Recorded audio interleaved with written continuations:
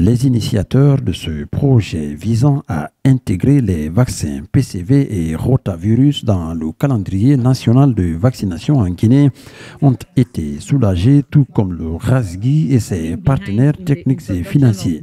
Pour le coordinateur du RASGI, Lamine Ba, cet atelier revêt d'une grande importance pour la Guinée.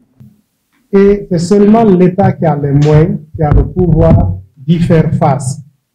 Et donc, il faut des rencontres comme ça pour échanger sur la thématique et pour aussi alerter nos autorités et porter le message afin qu'ils puissent aussi prendre en compte. S'il n'y a pas des acteurs qui peuvent se lever, qui peuvent mettre la chose sur la place publique, nos enfants vont continuer à périr, périr et périr.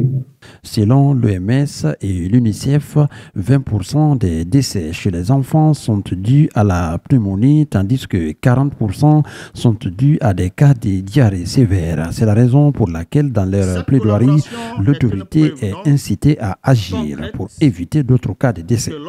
Nous sommes ici pour accompagner, renforcer et accélérer cette dynamique afin que ces vaccins puissent bénéficier sans plus tarder aux enfants guinéens qui en ont urgemment besoin.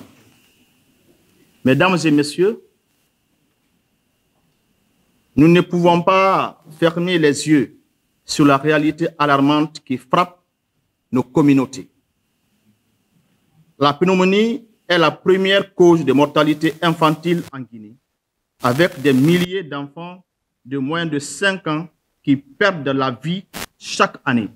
Des pays voisins comme la Côte d'Ivoire et le Sénégal ont mis en place ces vaccins, ce qui a entraîné une réduction drastique de 50% des hospitalisations. En Guinée, il est tout à fait possible de le faire. C'est pourquoi ces plaidoiries sont adressées aux décideurs pour combattre les maladies mortelles et prévenir d'éventuels cas.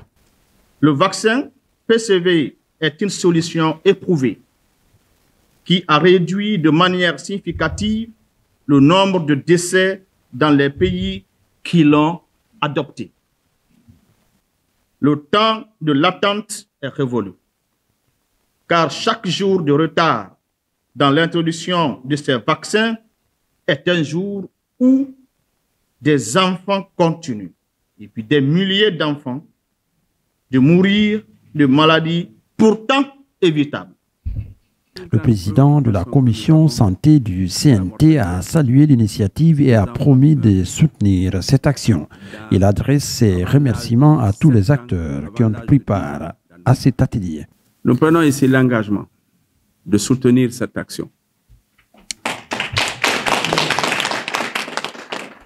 Nous pensons que c'est une action noble parce que c'est elle, notre mission à nous, n'est peut-être pas de guérir, mais c'est de réduire le risque de maladie. C'est de prolonger la vie. C'est ça notre mission. Nous voulons des enfants qui vont naître en Guinée, qui vont avoir longue vie et qui pourront demain servir notre pays-là. Donc nous avons un objectif, c'est de réduire la mortalité infantile dans notre pays.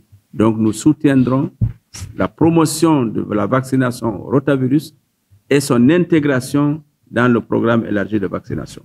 Le ministre de la Santé, qui était représenté, dit prendre en compte ces plaidoiries et ces vaccins seront intégrés dès 2026 dans la campagne de vaccination en Guinée. Le plaidoyer pour l'introduction de ces vaccins PCV 13 et rotavirus représente une avancée majeure pour la prévention des maladies infantiles graves. Rassurez-vous que le programme élargi de vaccination, c'est-à-dire le ministère de la Santé à travers le programme élargi de vaccination, a bien entendu ces plaidoyers et sachez que, Inch'Allah, en 2026, nous aurons ces 2 vaccins dans le programme élargi de vaccination. Donc, nous vous remercions. Merci. En attendant l'introduction de ces vaccins, il sera nécessaire de sensibiliser davantage la communauté. Pendant ce temps, les initiateurs de ce projet, les ONG et les structures peuvent se réjouir de la prise en compte de leur plaidoirie.